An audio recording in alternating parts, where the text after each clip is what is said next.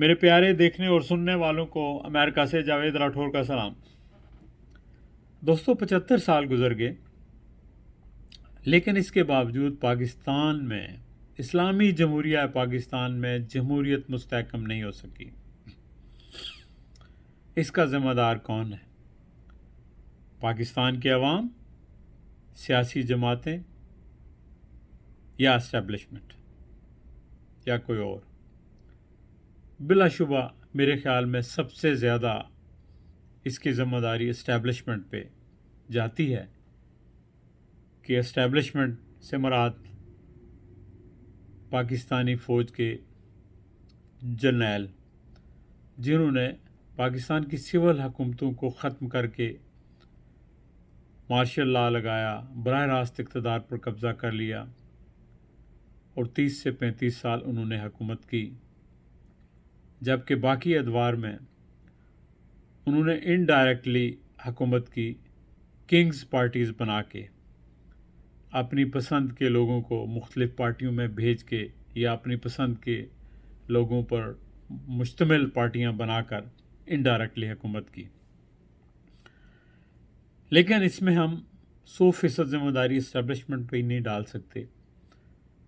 اس میں پاکستان کے عوام کا بھی قصور ہے، پاکستان کی سیاسی جماعتوں کا بھی اور پاکستان کے سیاسی لیڈروں کا بھی۔ اس وقت پاکستان میں جو پولیٹیکل پارٹیز ہیں، 3 میجر پولیٹیکل پارٹیز ہیں، باقی ریجنل تو کافی ہیں۔ 3 میجر پولیٹیکل پارٹیز ہیں: پاکستان تحریک انصاف، پاکستان پیپلز پارٹی اور پاکستان مسلم لیگ نون۔ ان میں سے 2 پارٹیاں ایسی ہیں جن کی تشکیل میں اسٹیبلشمنٹ کا ہاتھ نہیں ہے، لیکن ان کے اقتدار میں آنے کے لیے اسٹیبلشمنٹ نے ان کو کئی موقعوں پر فیسیلیٹیٹ کیا یا اپنا کندھا فراہم کیا۔ یہ 2 پارٹیاں ہیں، پاکستان پیپلز پارٹی اور پاکستان تحریک انصاف، جبکہ تیسری پولیٹیکل پارٹیز پاکستان مسلم لیگ نون ہے۔ اور پاکستان مسلم لیگ نون تو بنائی ہی اسٹیبلشمنٹ نے تھی۔ جونیجو صاحب کی حکومت کو برطرف کیا گیا اور جونیجو لیگ کے مقابلے میں مسلم لیگ نون بنا لی گئی اور نواز شریف کو آگے لیڈر بنا دیا گیا۔ اور اس بات کا اظہار کسی عام شخص نے نہیں کیا، بلکہ پاکستان کے سابق ISI چیف جنرل حمید گل نے میری موجودگی میں ایک تقریب میں کیا، اور بالمشافہ ملاقات میں بھی انہوں نے کہا کہ ہم نے میاں صاحب کو آگے لانے کے لیے IGI بنوائی، ساری پارٹیوں کو اکٹھا کیا، کروڑوں روپے ان کو دیے، لیکن میاں صاحب بھی نااہل نکلے۔ اب وہ کیا اہلیت دیکھنا چاہتے تھے اس کا تو ان کو ہی علم ہوگا۔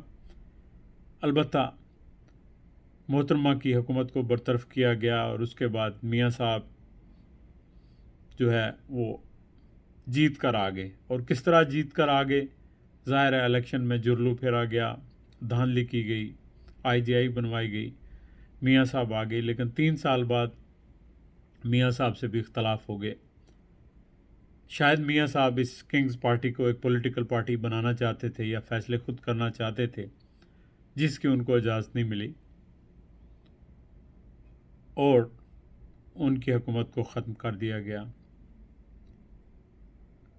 پھر اس کے بعد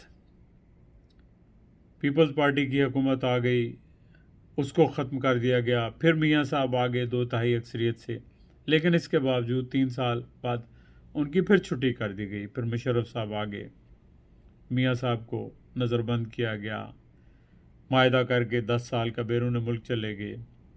پھر NRO کے ذریعے واپس آ گئے اور واپس آ کے پیپلز پارٹی کی حکومت بنی، اور پھر اس کے بعد ان کی حکومت بنی۔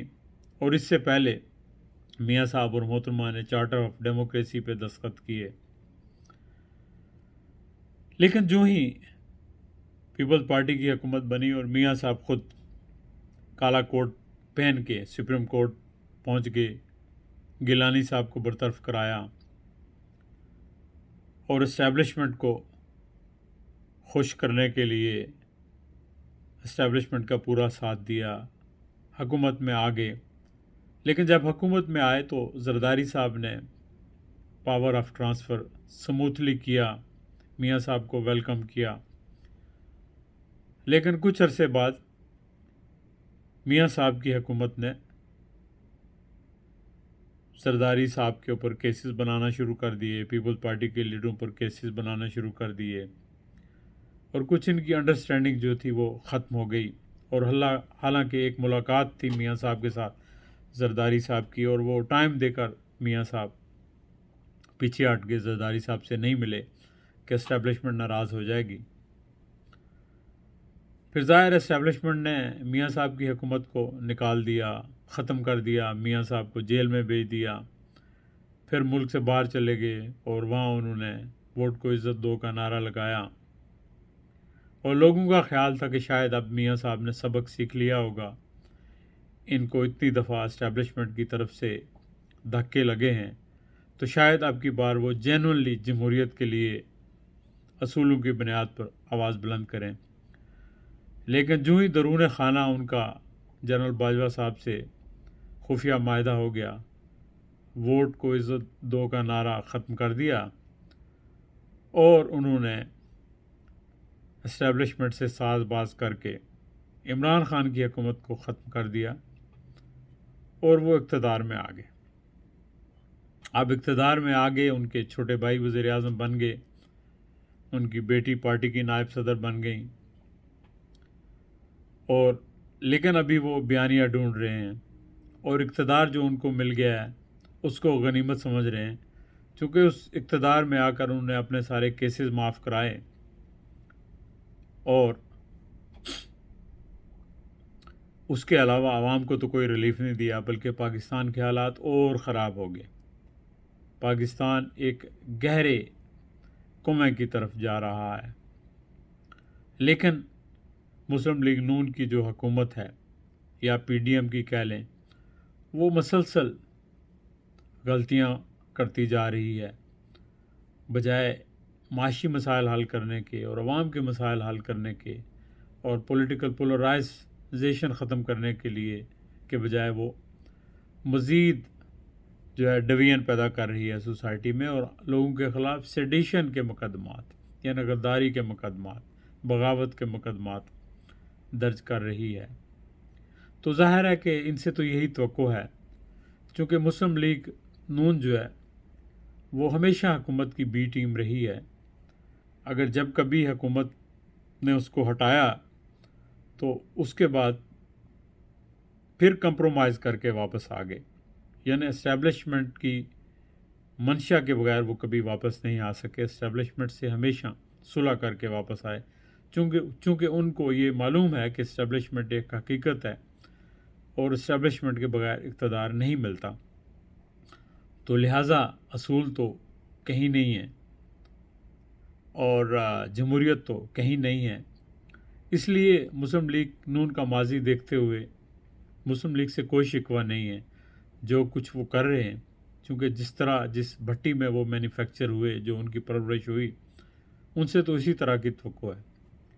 लेकिन अफसोस की बात यह है कि इस वक्त जो पाकिस्तान पीपल्स पार्टी है, जिसकी बुनियादी जमहूरियत के लिए रखी गई और जमहूरियत के लिए असूलों की खातर पीपल्स पार्टी के सरबराह ने, बानी ने, जुल्फ़िकार अली भुट्टो ने फांसी का फंदा कबूल किया। वो भी निकल सकते थे, मियाँ साहब की तरह मायदा करके बाहर निकल जाते, उन्होंने नहीं किया, चूँकि वो तारीख़ में ज़िंदा रहना चाहते थे। उन्होंने असूलों का साथ दिया।